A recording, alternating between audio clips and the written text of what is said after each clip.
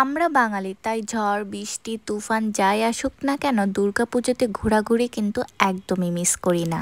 So hey guys, welcome back to my channel. কেমন আছো তোমরা সবাই? নিশ্চয়ই ভালো আছো, আর আমি তো সব সময় ভালো থাকি। সো আজকের ওয়েদারটা বেশ ভালো ছিল। সবাই বলছিল যে অষ্টমীর দিন বলে মেন ভিলেন হবে বৃষ্টি, বাট বৃষ্টি তেমন একটা ছিল না, তাই বাড়ির অঞ্জলি দিয়ে তাড়াতাড়ি চলে গেছিলাম একটু ঠাকুর দেখতে। বাইরে কিন্তু প্রচণ্ড রোদ ছিল, চারপাশে সবাই দেখো ছাতি নিয়ে বের হয়েছে। যেহেতু আমাদের বাড়িতে দুর্গা পুজো হয়, সেহেতু পূজার টাইম আমি তেমন একটা বাড়ি থেকে বেরোতে পারি না, বাট এবছর এত বাইরে বেরিয়েছি বলার মতন না। এই ফার্স্ট টাইম আমি দুর্গা পুজোয় বাড়ির পুজো রেখে বাইরে একটু বেশি ঘুরেছি। অ্যাকচুয়ালি আনসুর পিছনে 24 ঘন্টা দৌড়াতে দৌড়াতে আর ওকে থেরাপি দিতে গিয়ে আমি অনেকটা মেন্টালি উইক হয়ে গেছি। আমার ভিতরে অটিজমের বিভিন্ন ধরনের সিমটম দেখা গেছে। তার মধ্যে মেন হলো, যেমন আমার কোনো রিলেটিভ কিংবা ফ্রেন্ড কিংবা কোনো কাছের মানুষের সাথে কথা বলতে একদমই ভালো লাগে না।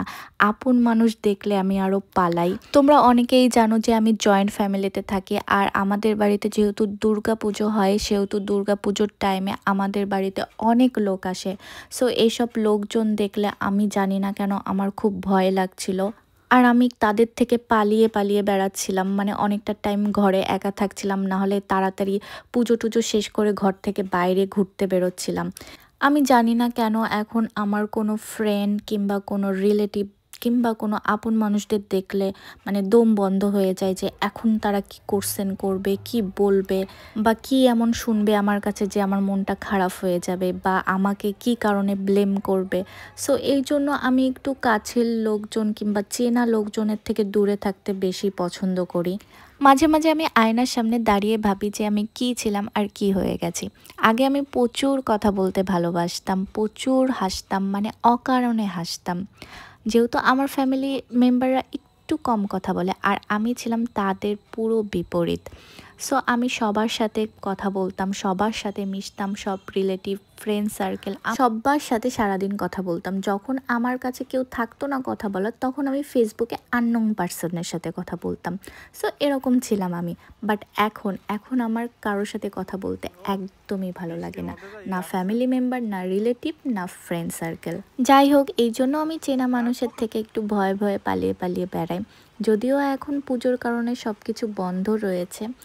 অন্যান্য সময় তো বেশিরভাগ টাইমে আমি বাড়ির বাইরেই থাকি, বাড়িতে একটু কমই থাকা হয়। বেশিরভাগ সময় স্কুল, থেরাপি সেন্টারেই থাকা হয় আমার। এবছর মাঝদিয়াতে কিন্তু দারুণ প্যান্ডেল করেছে। তো আজকে আমি তোমাদের সাথে মাত্র 3টা প্যান্ডেলই শেয়ার করতে পারবো, কারণ কি এখনই আস্তে আস্তে বৃষ্টি পড়া শুরু হচ্ছে, আর বৃষ্টির জন্য আমি বাকি কোনো প্যান্ডেলেই যেতে পারিনি। সো ফার্স্টে তো তোমাদের সাথে বলমাটের প্যান্ডেলটা শেয়ার করেছি, এরপরে বারোয়ারি পুজোর প্যান্ডেলটা তোমাদের সাথে শেয়ার করব। এটা মেন দুর্গা মন্দিরই, তো প্রত্যেক বছর এখানে দুর্গা পুজো হয়ে আসছে। আর এই হচ্ছে এই মন্দিরের মা, দেখো কতটা সুন্দর দেখতে, অনেকটা সেই কৃষ্ণনগরের জগদ্ধাত্রী মায়ের মতনই দেখতে, কিন্তু সেই আদলেই তৈরি করা হয়েছে। এখানকার মা কিন্তু বেশ জাগ্রত, সবার মনের ইচ্ছা পূরণ করে, তাই দূর দূরান্ত থেকে সব ভক্তরা এসেছেন। আর মায়ের প্রচুর পরিমাণে স্বর্ণের গয়না ছিল। তো আজকে এখানকার সন্ধ্যা আরতি দেখতে পেয়ে খুব ভালো লাগলো। প্রত্যেক বছর আমার সৌভাগ্যে হয় না, তো এবছর হয়ে খুব ভালো লাগছিল। যেহেতু বাইরে প্রচুর বৃষ্টি পড়ছিল, তাই এখানেই অপেক্ষা করছিলাম। ওই যে কথাই আছে না, যে ঈশ্বর না চাইলে কিছুই করা যায় না।